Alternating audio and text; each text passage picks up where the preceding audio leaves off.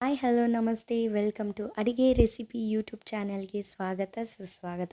ಇವತ್ತು ನಾನು ಈಸಿ ಮತ್ತು ಕ್ವಿಕ್ಕಾಗಿ ರೈಸ್ ಬಾತ್ ಮಾಡ್ತಾಯಿದ್ದೀನಿ. ಹೇಗೆ ಮಾಡೋದು ಅಂತ ಹೇಳ್ಕೊಡ್ತೀನಿ.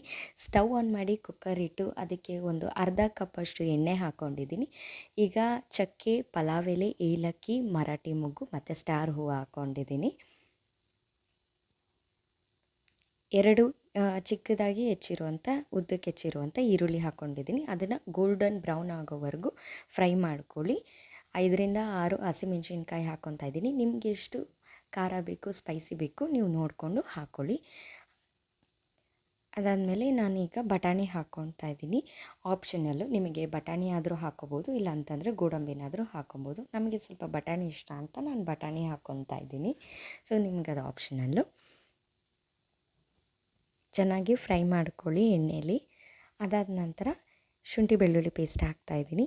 ಜಾಸ್ತಿ ಹಾಕ್ಕೊಳಕ್ಕೆ ಹೋಗ್ಬೇಡಿ. ನಾನೊಂದು 1/4 ಸ್ಪೂನು ಹಾಕ್ತಾಯಿಲ್ಲ, ಸ್ವಲ್ಪ ಶುಂಠಿ ಬೆಳ್ಳುಳ್ಳಿ ಪೇಸ್ಟ್ ಹಾಕ್ತಾಯಿದ್ದೀನಿ. ಅದು ಹಸಿ ವಾಸನೆ ಹೋಗೋ ತನಕ ಚೆನ್ನಾಗಿ ಫ್ರೈ ಮಾಡ್ಕೊಳ್ಳಿ, ಇಲ್ಲ ಅಂತಂದರೆ ಅದೇ ಸ್ಮೆಲ್ ಬಂದುಬಿಡುತ್ತೆ. ಈಗ ನಾನು ಕಸ್ತೂರಿ ಮೇಥಿ ಹಾಕ್ಕೊತಾ ಇದ್ದೀನಿ. ಕಸ್ತೂರಿ ಮೇಥಿ ಸ್ಮೆಲ್ ತುಂಬ ಚೆನ್ನಾಗಿ ಬರುತ್ತೆ ರೈಸ್ ಬಾತಿಗೆ, ಅದಕ್ಕೋಸ್ಕರ ನಾನು ಕಸ್ತೂರಿ ಮೇಥಿ ಹಾಕ್ಕೊತಾ ಇದ್ದೀನಿ. ಅದಿಲ್ಲ ಅಂತಂದ್ರೆ ಆಪ್ಷನಲ್, ನೀವು ಸ್ಕಿಪ್ ಮಾಡ್ಬೋದು.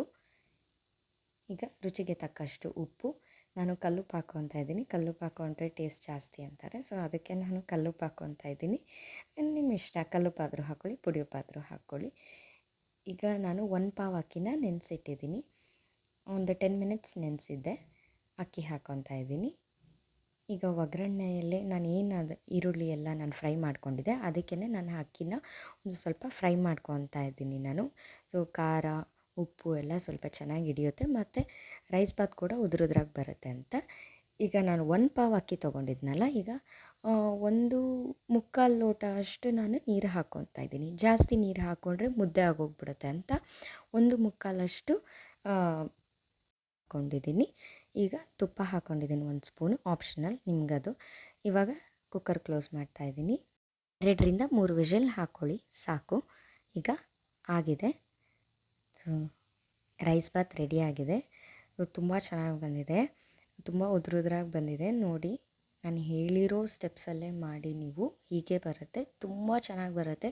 ಸೊ ನೀವು ಡೆಫಿನೆಟ್ಲಿ ಮನೇಲಿ ಟ್ರೈ ಮಾಡಿ ಹೇಳಿ ಹೇಗೆ ಬಂದಿದೆ ಅಂತ. ತುಂಬ ಅಂದರೆ ತುಂಬ ಚೆನ್ನಾಗಿರುತ್ತೆ. ಹಾಗೇನೂ ತಿನ್ಬೋದು, ಇಲ್ಲ ನಾವು ಮಸಾಲೆ ಸಾರು ಮಾಡ್ಕೊಂಡಿರ್ತೀವಿ, ಸೊ ನಾನ್ ವೆಜ್ಜಿಗೆಲ್ಲ ತುಂಬಾ ಚೆನ್ನಾಗಿರುತ್ತೆ. ಸೊ ಡೆಫಿನೆಟ್ಲಿ ಟ್ರೈ ಮಾಡಬೇಕು. ಮನೇಲಿ ಒಂದು ಸಲ ಟ್ರೈ ಮಾಡಿ, ಕಮೆಂಟ್ ಬಾಕ್ಸಲ್ಲಿ ನನಗೆ ಕಮೆಂಟ್ ಮಾಡಿ ಹೇಗಿತ್ತು ಅಂತ. Thank you for watching this video. Like ಮಾಡಿ, ಶೇರ್ ಮಾಡಿ, ಕಮೆಂಟ್ ಮಾಡಿ. ಸೊ ನನ್ನ ಚಾನಲ್ನ ಸಬ್ಸ್ಕ್ರೈಬ್ ಮಾಡಿ. Please don't forget to subscribe. Thank you.